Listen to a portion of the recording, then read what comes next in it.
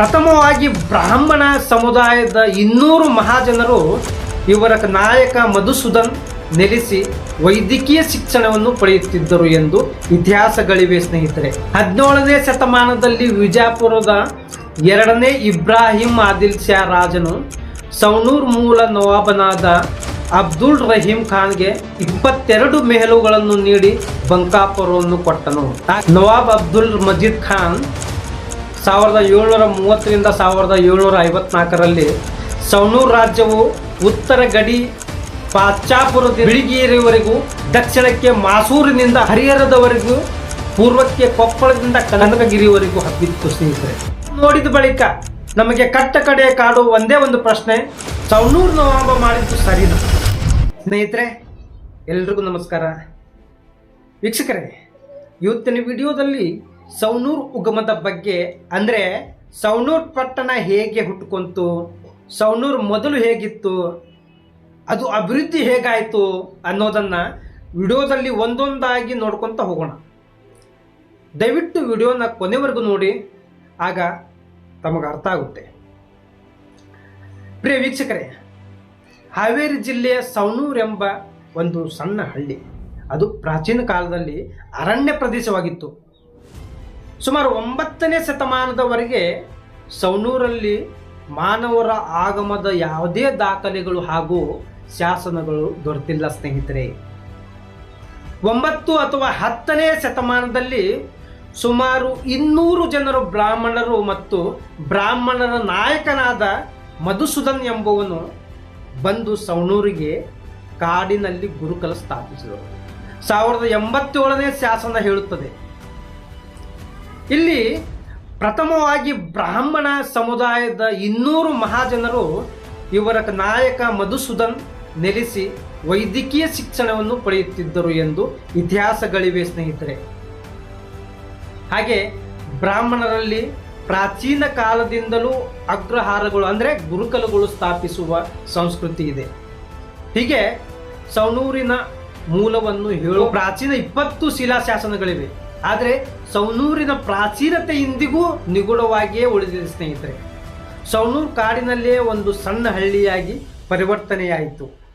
ಆಗ ಇಲ್ಲಿ ಕೇವಲ ರೈತರು ಒಕ್ಕಲುತನ ಮಾಡುತ್ತಾ ಸುಮಾರು 16ನೇ ಶತಮಾನದವರೆಗೂ ಇದ್ದರು. 17ನೇ ಶತಮಾನಕ್ಕೆ ಸೌನೂರು ರಾಜಧಾನಿಯಾಗಿ ಬದಲಾಯಿತು. 17ನೇ ಶತಮಾನದಲ್ಲಿ ವಿಜಯಪುರದ 2ನೇ ಇಬ್ರಾಹಿಂ ಆದಿಲ್ ಶಾ ರಾಜನು ಸೌನೂರ್ ಮೂಲ ನವಾಬನಾದ ಅಬ್ದುಲ್ ರಹೀಂ ಖಾನ್ಗೆ 22 ಮೆಹಲುಗಳನ್ನು ನೀಡಿ ಬಂಕಾಪುರವನ್ನು ಕೊಟ್ಟನು. ಆಗ ಬಂಕಾಪುರ ರಾಜಧಾನಿಯಾಗಿತ್ತು ಸ್ನೇಹಿತರೆ. ಆದರೆ ಸೌನೂರ್ ಒಂದು ಸಣ್ಣ ಹಳ್ಳಿಯಾಗಿಯೇ ಉಳಿದಿತ್ತು. 1670ರ ಸುಮಾರಿಗೆ ಬಂಕಾಪುರಕ್ಕೆ ಬಂದು ವಿಜಯಪುರದ ಆದಿಲ್ ಶಾನ ಅಧಿವೇಶನದಲ್ಲಿ ಬಂಕಾಪುರದ ರಾಜಧಾನಿಯನ್ನು ಮುನ್ನಡೆಸಿದನು. ಮತ್ತೆ ಮುಂದೆ ನವಾಬ ವಿಜಯಪುರಕ್ಕೆ ಹಿಂತಿರುಗಿದನು. ಆಗ ವಿಜಯಪುರ ಸಾಮ್ರಾಜ್ಯವನ್ನು ಮೊಘಲ್ ರಾಜನಾದ ಔರಂಗಜೇಬನ ವಶವಾಗಿತ್ತು ಸ್ನೇಹಿತರೆ. ಈ ಸಮಯದಲ್ಲಿ ನವಾಬ ಅಬ್ದುಲ್ ಕರೀಂ ಖಾನ್ ತೀರಿಕೊಂಡಿದ್ದನು. ಇವನ ಮಗನಾದ ನವಾಬ್ ಅಬ್ದುಲ್ ರಹೂಫ್ ಖಾನ್ನು ಔರಂಗಜೇಬನಿಗೆ ಕೋಟೆಯ ಬೀಗದ ಕೈ ಮತ್ತು ರಾಜ ಮುದ್ರಿಕೆಯನ್ನು ಕೊಡುತ್ತಾನೆ. ಆದರೆ ಸಾಮ್ರಾಟ್ ಔರಂಗಜೇಬನು ನವಾಬ್ ಅಬ್ದುಲ್ ರಹೂಫ್ ಖಾನನನ್ನು ನೋಡಿ ಆಕರ್ಷಿತನಾಗ್ತಾನೆ. ಅವನಿಗೆ ಮೊಘಲ್ ಸೇನೆಯನ್ನು ಸ್ವೀಕರಿಸಲು ಆಹ್ವಾನ ನೀಡುತ್ತಾನೆ ಸ್ನೇಹಿತರೆ. ರೌಫ್ ಖಾನನ ರೂಪ ಶೌರ್ಯ ನೋಡಿ ಔರಂಗಜೇಬನು ಅವನಿಗೆ ಕರ್ನಾಟಕ ಸುಬೇದಾರಿಕೆಯನ್ನು ದಯಪಾಲಿಸಿದನು. ಅದೇ ರೀತಿಯಾಗಿ ದಿಲೇರ್ ಬಹದ್ದೂರ್ ಜಂಗ್ ಎಂಬ ಬಿರುದು ಕೂಡ ನೀಡುತ್ತಾನೆ. 7,000 ಅಶ್ವದಳದ ಮುಖ್ಯಸ್ಥಿಕೆಯನ್ನು ಕೂಡ ಕೊಡ್ತಾನೆ. ವಿಜಯಪುರದಿಂದ ಬಂಕಾಪುರಕ್ಕೆ ಕಳುಹಿಸಿದನು. ಬಂಕಾಪುರದಲ್ಲಿ ಬಂದು ತನ್ನ ಸಾಮ್ರಾಜ್ಯವನ್ನು 1687ರ ಸುಮಾರಿಗೆ ಸ್ಥಾಪಿಸುತ್ತಾನೆ ಸ್ನೇಹಿತರೆ. ಶಾಂತ ರೀತಿಯಿಂದ ಆಡಳಿತವನ್ನು ನಡೆಸ್ತಾ ಹೋಗ್ತಾನೆ. ಆದರೆ ನವಾಬ್ ಅಬ್ದುಲ್ ರಹೂಫ್ ಖಾನ್ ಉತ್ತಮವಾದ ಸ್ಥಳಾವಕಾಶ ಸಿಕ್ಕರೆ ರಾಜಧಾನಿಯನ್ನು ಬದಲಿಸುವ ಪ್ರಯತ್ನದಲ್ಲಿ ಇದ್ದೇ ಇದ್ದ. ಆದರೆ ಅಬ್ದುಲ್ ರಹೂಫ್ ಖಾನನಿಗೆ ಬೇಟೆಯಾಡುವ ಹವ್ಯಾಸ ಇತ್ತು ಸ್ನೇಹಿತರೆ. ಮೇಲಿಂದ ಮೇಲೆ ಕಾಡು ಮೃಗ ಹಾಗೂ ಕಾಡು ಪಕ್ಷಿಗಳ ಬೇಟೆಗೆ ಅಂತ ಹೋಗ್ತಾ ಇದ್ದ. ಅವನ ಜೊತೆ ಸರ್ದಾರರು, ಸ್ನೇಹಿತರು, ಸಂಬಂಧಿಕರು ಒಂದು ಗುಂಪೇ ಇರುತ್ತಿತ್ತು. ಒಂದು ದಿನ ಹೀಗೆ ಬೇಟೆ ಆಡುತ್ತಾ ಬಂಕಾಪುರದಿಂದ ಪೂರ್ವದಲ್ಲಿರುವ ಸೌನೂರಿಗೆ ಬಂದನು. ಆವಾಗ ಸವಣೂರು ಆಗ ಕಾಡು ಪ್ರದೇಶವಾಗಿತ್ತು ಸ್ನೇಹಿತರೆ. ನಿರ್ಜನವಾದ ಪ್ರದೇಶ, ಬಂಜರ್ ಭೂಮಿ. ಅಲ್ಲಲ್ಲಿ ಯಾರ್ದೋ ಎತ್ತು ಬಿತ್ತು ಬೆಳೆಯನ್ನು ಪಡೆಯುತ್ತಿದ್ದರು ರೈತರು. ಅಬ್ದುಲ್ ರೌಫ್ ಖಾನನ್ನು ಬೇಟೆಯನ್ನು ಹುಡುಕುತ್ತಿದ್ದಾಗ ಒಂದು ಮೊಲವು ಹಾರಿ ಓಡಲಿಕ್ಕೆ ಶುರು ಮಾಡ್ತು. ಅದನ್ನು ನೋಡಿದ ನವಾಬ ಬೇಟೆಯ ನಾಯಿಗಳನ್ನು ಹಿಂದೆ ಬಿಟ್ಟು ಆ ಮೊಲವನ್ನು ಹಿಡಿಲಿಕ್ಕೆ. ಮುಂದೆ ಮೊಲವು ಹತ್ತಿತು. ಓಡ್ತಾ ಈ ಬಲಿಷ್ಠ ನಾಯಿಗಳ ಕೈಯಲ್ಲಿ ಸಾಯುವುದು ಖಚಿತವೆಂದು ಮೊಲ ಓಡುವುದನ್ನು ನಿಲ್ಲಿಸಿಬಿಡ್ತು. ಆತ್ಮರಕ್ಷಣೆಗೆಂದು ತನ್ನ ಸಿಟ್ಟಿನಿಂದ ಮೊಲದ ರೌದ್ರಾವತಾರ ಮತ್ತು ಕೋಪ, ಅದರ ಶೌರ್ಯ ಎಷ್ಟಿತ್ತೆಂದರೆ ನಾಯಿಗಳು ಕೂಡ ಅಂಜಿ ಮೊಲದೊಡನೆ ಹೋರಾಡಲು ಮುಂದೆ ಹೋಗಲಿಲ್ಲ ಸ್ನೇಹಿತರೆ. ಈ ನಿಸರ್ಗದ ವೈಚಿತ್ರವನ್ನು ನೋಡಿದ ನವಾಬ ಅಬ್ದುಲ್ ರೌಫ್ ಖಾನನು ಮತ್ತು ಸರ್ದಾರರು, ಸ್ನೇಹಿತರು, ಸಂಬಂಧಿಕರು ದಿಗ್ಭ್ರಮೆ ಆದರು. ಏನಪ್ಪ ಇದು, ಒಂದು ಮೊಲ ನಾಯಿಗಳನ್ನೇ ಅಂಜಿಸಿಬಿಡ್ತಲ್ಲ ಅಂತೇಳಿ. ದುರ್ಬಲವಾದ ಸಣ್ಣ ಮೊಲವೊಂದು ಸಶಕ್ತವಾದ ದೊಡ್ಡ ನಾಯಿಗಳನ್ನು ಅಂಜಿಸಬೇಕಾದರೆ ಈ ನೆಲದ ಗುಣವೇ ಇದ್ದಿರಬೇಕು ಎಂದು ಅಂದುಕೊಂಡರು ನವಾಬ. ಸವಣೂರಿನ ಮಣ್ಣಿನ ಮೇಲೆಯೇ ತನ್ನ ಹೊಸ ರಾಜಧಾನಿಯನ್ನು ಕಟ್ಟಬೇಕೆಂದು ನಿರ್ಧರಿಸಿದನು. ಆವಾಗ ನವಾಬನ ವಿಚಾರಕ್ಕೆ ಸುತ್ತಲಿನ ಸರ್ದಾರರು, ಸ್ನೇಹಿತರು ಬೆಂಬಲವಿತ್ತು. ಹೀಗೆ ಸವಣೂರು ಕೆಲವೇ ರೈತರಿದ್ದ ಹಳ್ಳಿಯೊಂದು ಸವಣೂರು ರಾಜಧಾನಿಯಾಗಿ ಬದಲಾಯಿತು ಸ್ನೇಹಿತರೆ. 1690 ಆಗಸ್ಟ್ನಲ್ಲಿ ಸವಣೂರು ರಾಜಧಾನಿಯಾಗಿ ಬದಲಾಯಿತು. ಸವಣೂರು ರಾಜ್ಯದ ಮೊದಲ ನವಾಬನಾಗಿ ಅಬ್ದುಲ್ ರೌಫ್ ಖಾನನ ಗದ್ದುಗೆ ಏರಿದನು. ಈಗ ಸವಣೂರು ಎಂಬ ಹೆಸರು ಹೇಗೆ ಬಂತು ಅನ್ನೋದನ್ನು ನೋಡೋದಾದರೆ, ಸವಣೂರಿಗೆ ಜನ್ಮರ್ನ ಹಳ್ಳಿ ಎಂದು ಕರೆಯುತ್ತಿದ್ದರು ಆವಾಗ. ಮುಂದೆ 16ನೇ ಶತಮಾನದಲ್ಲಿ ಇದಕ್ಕೆ ಸಾವನಹಳ್ಳಿ ಎಂದು ಕೂಡ ಕರೆಯುತ್ತಿದ್ದರು ಎಂಬ ಇತಿಹಾಸ ಇವತ್ತಿಗೂ ಕೂಡ ಇದೆ ಸ್ನೇಹಿತರೆ. 12ನೇ ಶತಮಾನದಿಂದ 16ನೇ ಶತಮಾನದವರೆಗೆ ಕೇವಲ ರೈತರಿದ್ದ ಕಾರಣ ಸವಣೂರನ್ನು ಜನ್ಮರನಹಳ್ಳಿ ಅಥವಾ ಸಾವನಹಳ್ಳಿ ಎಂದು ಕರೆಯುತ್ತಿದ್ದರು ಸ್ನೇಹಿತರೆ. ಈ ಕನ್ನಡ ಗ್ರಾಮಕ್ಕೆ ಸಂಸ್ಕೃತೀಕರಣಗೊಂಡು ಜನ್ಮರನ ಹಳ್ಳಿ ಆಯಿತು. ಮುಂದೆ 1690 ಆಗಸ್ಟ್ ತಿಂಗಳಲ್ಲಿ ಶ್ರಾವಣ ಮಾಸದಲ್ಲಿ ನವಾಬ್ ಅಬ್ದುಲ್ ರೌಫ್ ಖಾನನು ಬಂಕಾಪುರದಿಂದ ರಾಜಧಾನಿಯನ್ನು ಸವಣೂರಿಗೆ ಬದಲಾಯಿಸಿದ್ದರಿಂದ ಶ್ರಾವಣೂರ್ ಎಂದು ಬಂತು ಹೆಸರು ಅನ್ನುವ ಇತಿಹಾಸ ಕೂಡ ಇದೆ. ಶ್ರಾವಣೂರ್ ಶಬ್ದವೇ ಮುಂದೆ ಇವನ ಕಾಲದಲ್ಲಿ ಶಹಾನೂರ್ ಆಯಿತು. 1841ರಲ್ಲಿ ಪ್ರಕಟಗೊಂಡ ಪರ್ಸಿಯನ್ ತಾಲಿಕ್ ಎ ದಿಲೇರ್ ಜಂಗಿ ಎಂಬ ಕಾವ್ಯದಲ್ಲಿ ಶಹಾನೂರ್ ಎಂದು ಕರೆದಿದೆ. ಆದರೆ ಶಹಾ ಅಂದರೆ ಅರಸು ಅನ್ನುವ ಪರ್ಸಿಯನ್ ಶಬ್ದಕ್ಕೆ ಊರು ಅನ್ನುವ ದ್ರಾವಿಡ್ ಶಬ್ದ ಹೇಗೆ ಸೇರಿತೋ ಗೊತ್ತಿಲ್ಲ ಸ್ನೇಹಿತರೆ. 1087ರ ಶಿಲಾಶಾಸನದಲ್ಲೇ ಸವಣೂರು ಎಂಬುದು ಉಲ್ಲೇಖಗೊಂಡಿದೆ. ಆದ್ದರಿಂದ ಈ ಎಲ್ಲ ಮೇಲಿನ ಸಂಗತಿಗಳ ಮುಂಚೆಯೇ ಸವಣೂರು ಎಂಬ ಹೆಸರು ಇದೆ ಸ್ನೇಹಿತರೆ.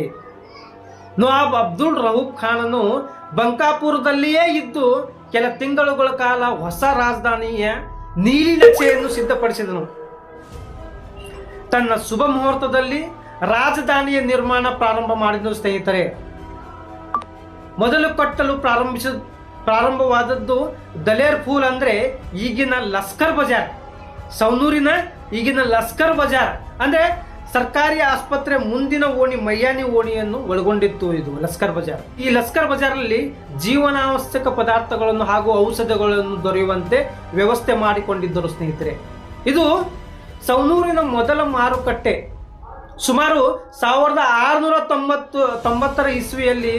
ನಂತರ ಎರಡನೇದಾಗಿ ಜುಮ್ಮೆರಾತ್ ಪೇಟೆ, ಇದು ಭವಿಷ್ಯ ಮಯ್ಯಾನಿ ಓಣಿ ಆಗಿರಬಹುದು ಇವಾಗ. ಮೂರನೇದಾಗಿ ಮಂಗಲ್ಪೇಟೆ ಅಂದರೆ ಮಂಗಳವಾರ ಪೇಟೆಯಾಗಿ ಬದಲಾಗಿದೆ ಇವಾಗ. ಮಂಗಳವಾರ ಪೇಟೆಯನ್ನು ನಿರ್ಮಿಸಿದರು. ನಾಲ್ಕನೇದಾಗಿ ಜುಮ್ಮಾ ಬಜಾರ್, ಇದನ್ನು ಇವಾಗ ಶುಕ್ರವಾರ ಪೇಟೆ ಎಂದು ಬದಲಾಯಿಸಿದ್ದಾರೆ ಸ್ನೇಹಿತರೆ. ಶುಕ್ರವಾರ ಪೇಟೆಯಾಗಿ ನಿರ್ಮಿಸಿದ್ದಾರೆ. ಐದನೇದಾಗಿ ಊರ ಮಧ್ಯದಲ್ಲಿ ಬಾಜಿಕಟ್ಟ ಅಂದ್ರೆ ತರಕಾರಿ ಪೇಟೆ ಅಂದರೆ ತರಕಾರಿ ಮಾರ್ಕೆಟ್, ತರಕಾರಿ ಮತ್ತು ಸೊಪ್ಪುಗಳಿಗೋಸ್ಕರ ನಿರ್ಮಿಸಿರುವ ಒಂದು ಮಾರ್ಕೆಟ್. ಕೋರಿಪೇಟೆಯನ್ನು ಅಂದರೆ ಫಕ್ಕೀರ್ ಸ್ವಾಮಿ ಮಠದ ಅಕ್ಕಪಕ್ಕದಲ್ಲಿರುವ ಓಣಿಯನ್ನು ಕಟ್ಟಿದರು ಸ್ನೇಹಿತರೆ. ಅಂದ್ರೆ ಚಾರ್ ಸುಂಬಾ ಬಜಾರ್ ಅಂದ್ರೆ ಬುಧವಾರ ಪೇಟೆ, ಅದು ಅವಾಗ ಚಾರ್ ಸುಂಬಾ ಬಜಾರ್ ಅಂತ ಹೆಸರುವಾಸಿಯಾಗಿತ್ತು ಸ್ನೇಹಿತರೆ. ಇವಾಗಿನ ಬುಧವಾರ ಪೇಟೆಯನ್ನು ನಿರ್ಮಿಸಿದರು. ಹೀಗೆ ಪೇಟೆಗಳನ್ನು ವಿಶಾಲವಾಗಿ ನಿರ್ಮಿಸಿದನು ಸ್ನೇಹಿತರೆ. ಸವಣೂರು ನಗರದ ಕೋಟೆಗೆ ಆಯಾ ದಿಕ್ಕುಗಳಿಗೆ ಇರುವ ಊರುಗಳಿಗೆ ಲಕ್ಷ್ಮೇಶ್ವರ ದರ್ವಾಜ, SLV ಸ್ಕೂಲ್ ಪಕ್ಕದಲ್ಲಿರುವ ಅಗಸೆಯನ್ನು ಕಟ್ಟಿದನು ಸ್ನೇಹಿತರೆ. ತದನಂತರ ದೆಹಲಿ ದರ್ವಾಜವನ್ನು ನಿರ್ಮಿಸಿದನು. ಮುಂದೆ ಬಂಕಾಪುರ್ ದರ್ವಾಜವನ್ನು ಮತ್ತು ಹುರುಳಿಕುಪ್ಪಿ ದರ್ವಾಜ, ಮೋತಿ ತಲಾವ್ ದರ್ವಾಜವನ್ನು ನಿರ್ಮಿಸಿ ಭವ್ಯವಾದ ರಾಜಧಾನಿಯನ್ನು ಮಾಡಿದ ಶ್ರೇಯಸ್ಸು ನವಾಬ್ ಅಬ್ದುಲ್ ರಹೂಫ್ ಖಾನನಿಗೆ ಸಲ್ಲುತ್ತದೆ ಸ್ನೇಹಿತರೆ. ಈ ದೊಡ್ಡ ದೊಡ್ಡ ಅಗಸೆಗಳನ್ನು ನಿರ್ಮಿಸಿದ ನಂತರ ಸವಣೂರು ಜನಸಂಖ್ಯೆ ಸರಿಸುಮಾರು ಆ ಕಾಲಕ್ಕೆ 7,000 ಇರ್ಬೋದು ಸ್ನೇಹಿತರೆ. ಜನಸಂಖ್ಯೆ ಆವಾಗಿನ ಜನಸಂಖ್ಯೆ 7,000 ಇರ್ಬೋದು. ಇಲ್ಲಿ ಶಾಂತಿಯಿಂದ ನವಾಬರ ಆಡಳಿತ ಮುಂದುವರಿಯಿತು ಸ್ನೇಹಿತರೆ, ಶಾಂತಿಯಿಂದ. ಇನ್ನು ಆ ಕಾಲದಲ್ಲಿ ಸವಣೂರಿನ ಅಭಿವೃದ್ಧಿ ಹೇಗಾಯಿತು ಅಂದರೆ, ನವಾಬ್ ಅಬ್ದುಲ್ ರಹೂಫ್ ಖಾನನು ಸವಣೂರನ್ನು ರಾಜಧಾನಿಯನ್ನಾಗಿ ನಿರ್ಮಿಸಿ ಅಭಿವೃದ್ಧಿಪಡಿಸಿದನು ಸ್ನೇಹಿತರೆ. ಮುಂದೆ ಬಂದ ನವಾಬ ಅಬ್ದುಲ್ ಮಜೀದ್ ಖಾನ್ 1730 ಸುಮಾರಿಗೆ ಅತ್ಯಂತ ಅಭಿವೃದ್ಧಿಕರ ಕೆಲಸವನ್ನು ಮಾಡಿದನು ಸ್ನೇಹಿತರೆ. ಸವಣೂರಿನ ಮೋತಿ ತಲಾವನ್ನು ನಿರ್ಮಿಸಿದನು ಮತ್ತು ಅಲಿ ಖಾನ್ ಕೆರೆ, ಅಲಿ ಖಾನ್ ಮಸೀದಿ, ಅಲಿ ಖಾನ್ ಬಾವಿ ಕೂಡ ನಿರ್ಮಿಸಿದನು ಸ್ನೇಹಿತರೆ. ಹಲವಾರು ಮಾರುಕಟ್ಟೆಗಳನ್ನು ಅಭಿವೃದ್ಧಿಪಡಿಸಿದರು. ಆಗಿನ ಸವಣೂರಿನ ಮಾರುಕಟ್ಟೆ ಬಹಳಷ್ಟು ಪ್ರಖ್ಯಾತೆಯನ್ನು ಪಡೆದುಕೊಂಡಿತ್ತು ಸ್ನೇಹಿತರೆ. ಅಂದರೆ ಸಿರ್ಸಿ, ರಾಣೆಬೆನ್ನೂರು, ಹುಬ್ಬಳ್ಳಿ, ಬೆಳಗಾವಿ ಹಾಗೂ ಹೊರ ರಾಜ್ಯಗಳಿಂದ ಕಾಶ್ಮೀರ ಜನರು ಕೂಡ ಮಾರುಕಟ್ಟೆಗೆ ಬಂದು ಸರಕುಗಳನ್ನು ಕೊಂಡೊಯ್ಯುತ್ತಿದ್ದರು ಸ್ನೇಹಿತರೆ, ನೆನಪಿರಲಿ. ನವಾಬರು ಪ್ರಜೆಗಳಿಗೆ ವಾಸಿಸಲಿಕ್ಕೆ ವಿಶಾಲವಾದ ಸೌಧಗಳನ್ನು ನಿರ್ಮಿಸಿಕೊಳ್ಳಲು ಅನುಮತಿಯನ್ನು ಕೊಟ್ಟರು. ಆಮೇಲೆ ಅಬ್ದುಲ್ ರೌಫ್ ಖಾನ್ ಅರಮನೆಯನ್ನು ಕಟ್ಟಿಸಿದನು. ಆ ಅರಮನೆಯಲ್ಲಿಯೇ 19ನೇ ಶತಮಾನದವರೆಗೆ ನವಾಬರು ವಾಸಿಸುತ್ತಿದ್ದರು ಸ್ನೇಹಿತರೆ. ಆ ಅರಮನೆ ಈಗ ಇಲ್ಲ. ನವಾಬ್ ಅಬ್ದುಲ್ ಮಜೀದ್ ಖಾನ್ 1730ರಿಂದ 1754ರಲ್ಲಿ ಸವಣೂರು ರಾಜ್ಯವು ಉತ್ತರ ಗಡಿ ಪಾಚಾಪುರದ ಬಿಳಿಗಿರಿವರೆಗೂ, ದಕ್ಷಿಣಕ್ಕೆ ಮಾಸೂರಿನಿಂದ ಹರಿಹರದವರೆಗೂ, ಪೂರ್ವಕ್ಕೆ ಕೊಪ್ಪಳದಿಂದ ಕನಕಗಿರಿವರೆಗೂ ಹಬ್ಬಿತ್ತು ಸ್ನೇಹಿತರೆ. ಪಶ್ಚಿಮಕ್ಕೆ ಬೆಳಗಾವಿ, ಹಾನಗಲ್ಲು, ತೇಗೂರು, ಮಿಸ್ರಿ ಕೋಟೆಗಳನ್ನುವರೆಗೂ ನವಾಬ್ ಕೇವಲ ಸವಣೂರು ಅಭಿವೃದ್ಧಿಪಡಿಸಿದಲ್ಲದೆ ಹುಬ್ಬಳ್ಳಿಯನ್ನು ಕೂಡ ಅಭಿವೃದ್ಧಿ ಮಾಡಿದ್ದಾರೆ. 1690ರಿಂದ 1948ರವರೆಗೆ 15 ನವಾಬರು ಸವಣೂರು ರಾಜ್ಯವನ್ನು ಆಳಿದರು ಸ್ನೇಹಿತರೆ. 1947 ಆಗಸ್ಟ್ 15ರಂದು ಸವಣೂರಿನಲ್ಲಿ ಸ್ವತಂತ್ರ ಧ್ವಜ ಹಾರಲಿಲ್ಲ. ಬದಲಾಗಿ 8ನೇ ಮಾರ್ಚ್ 1948ರಂದು ಮಜೀದ್ ಹೈಸ್ಕೂಲಿನಲ್ಲಿ ಮೊಟ್ಟ ಮೊದಲು ರಾಷ್ಟ್ರಧ್ವಜ ಹಾರಿತು ಸ್ನೇಹಿತರೆ. ಮಾರ್ಚ್ 8ರಂದೇ ಧಾರವಾಡ ಕಲೆಕ್ಟರ್ ಮಿಸ್ಟರ್ ಬೆಂಜಿಮನ್ ಆರಕ್ಷಕ ಅಧೀಕ್ಷಕರು ಹಾಗೂ 100 ಆರಕ್ಷಕರು ಸವಣೂರಿಗೆ ಬಂದರು ಸ್ನೇಹಿತರೆ. ಪೊಲೀಸರು 1 ತಾಸು ಪಥ ಸಂಚಲನ ಮಾಡಿದರು. ಬೀದಿಗಳಲ್ಲಿ ಊರಿನ ಗಣ್ಯರೆಲ್ಲರೂ ನೆರೆದಿದ್ದರು. ಧಾರವಾಡದ ಕಲೆಕ್ಟರ್ ಬೆಂಜಾಮಿನ್ನರನ್ನು ಧ್ವಜಾರೋಹಣ ಮಾಡಿದರು. ಧ್ವಜಾರೋಹಣ ಮುಗಿದೊಡನೆ ನವಾಬರು ಪರಿಚಯವಾಯಿತು. ಧ್ವಜಸ್ತಂಭದ ಹತ್ತಿರ ನಿಂತ ಕಲೆಕ್ಟರ್ ಬೆಂಜಮಿನ್ನ ಕೈ ಕುಲುಕಿದರು. ಇನ್ನು ಸವಣೂರು ತಾಲೂಕಂತ ನಿರ್ಮಾಣ ಹೇಗಾಯಿತು ಅನ್ನೋದನ್ನು ನೋಡೋದಾದರೆ 1948ರಿಂದ 1969ರವರೆಗೆ ಸವಣೂರು ಪಟ್ಟಣ ಪಂಚಾಯಿತಿಯಾಗಿ ಮುಂದುವರಿಯಿತು ಸ್ನೇಹಿತರೆ. ಆವಾಗ ಸವಣೂರು ಒಂದು ಸಮಯದಲ್ಲಿ ರಾಜ್ಯಾಡಳಿತದಿಂದ ವಿಜೃಂಭಿಸುತ್ತಿತ್ತು. ಕೊನೆಗೆ ಒಂದು ತಾಲೂಕಿಗೆ ಕೊರಗುವಂತಾಯಿತು ಸ್ನೇಹಿತರೆ. ಸವಣೂರು ಶಿಗ್ಗಾಂವ್ ತಾಲೂಕಿಗೆ ಸೇರಿಕೊಂಡಿತು. 1967ರ ಚುನಾವಣೆಯಲ್ಲಿ ಶಿಗ್ಗಾಂವ್ ಮತದಾರರ ಸಂಘದಿಂದ ಸವಣೂರಿನ ಹಲವು ಗಣ್ಯರು ಸೇರಿ ನಿಜಲಿಂಗಪ್ಪರಿಂದ ಸವಣೂರು ತಾಲೂಕನ್ನಾಗಿ ಮಾಡಬೇಕು ಎಂದು ವಚನ ತೆಗೆದುಕೊಂಡು ಶಿಗ್ಗಾಂವ್ ಮತ್ತು ಸವಣೂರು ವಿಧಾನಸಭೆಯಿಂದ ಅವಿರೋಧವಾಗಿ ಆಯ್ಕೆ ಮಾಡಿದರು ಸ್ನೇಹಿತರೆ. ಅಂದರೆ 1969ರಲ್ಲೇ ಮೇ ತಿಂಗಳಿನಲ್ಲಿ ನಿಜಲಿಂಗಪ್ಪನವರ ಶಿಫಾರಸ್ಸಿನ ಮೇಲೆ ಮಾನ್ಯ ಮುಖ್ಯಮಂತ್ರಿಗಳಾಗಿದ್ದ ಆವಾಗಿನ ಮುಖ್ಯಮಂತ್ರಿಗಳು ವೀರೇಂದ್ರ ಪಾಟೀಲ್ರವರು ಸವಣೂರನ್ನು ತಾಲೂಕನ್ನಾಗಿ ಪರಿವರ್ತಿಸಿದರು ಸ್ನೇಹಿತರೆ. ಹಾಗೆ ಶಿಗ್ಗಾಂವ್ ತಾಲೂಕಿನ 37 ಗ್ರಾಮ ಮತ್ತು ಹಾವೇರಿ ತಾಲೂಕಿನ 26 ಗ್ರಾಮಗಳನ್ನು ಪಡೆದ ಸವಣೂರು ತಾಲೂಕಾಗಿ ನಿರ್ಮಾಣವಾಯಿತು. ಸವಣೂರು ನವಾಬರೆಂದರೆ ಒಂದು ದೃಷ್ಟಿಯಲ್ಲಿ ಉತ್ತರ ಕರ್ನಾಟಕದ ಒಡೆಯನಾಗಿದ್ದ. ಇಷ್ಟೆಲ್ಲ ಕೊಡುಗೆಗಳನ್ನು ಕೊಟ್ಟಂಥ ಸವಣೂರು ನವಾಬ ಮೇ 30, 1954ರಲ್ಲಿ ಸಾವನ್ನಪ್ಪಿದರು ಸ್ನೇಹಿತರೆ. ಎಸ್, ನೋಡಿದ್ರಲ್ಲ ಸ್ನೇಹಿತರೆ, ಇದಾಗಿತ್ತು ಸವಣೂರು ಇತಿಹಾಸ. ವೀಕ್ಷಕರೇ, ಇದೆಲ್ಲ ನೋಡಿದ ಬಳಿಕ ನಮಗೆ ಕಟ್ಟ ಕಡೆ ಕಾಡುವ ಒಂದೇ ಒಂದು ಪ್ರಶ್ನೆ, ಸವಣೂರು ನವಾಬ ಮಾಡಿದ್ದು ಸರಿನಾ? ನಿಮ್ಮ ಅನಿಸಿಕೆ ಕಾಮೆಂಟಲ್ಲಿ ತಿಳಿಸಿ. ಯಾಕಂದರೆ ಕಾಮೆಂಟ್ ಬಾಕ್ಸ್ ನಿಮ್ಮದು, ಅದಕ್ಕೆ ನಿಮ್ಮ ಅನಿಸಿಕೆ ಬರೀಬಹುದು ಅಂತ ಹೇಳ್ತಾ ಮತ್ತೆ ಮುಂದಿನ ವಿಡಿಯೋದಲ್ಲಿ ಸಿಗೋಣ. ವಿಡಿಯೋ ಇಷ್ಟ ಆದಲ್ಲಿ ಶೇರ್ ಮಾಡಿ, ಹಾಗೆ ಸಬ್ಸ್ಕ್ರೈಬ್ ಮಾಡಿ. ಮುಂದೆ ಸಿಗೋಣ. ನಮಸ್ಕಾರ.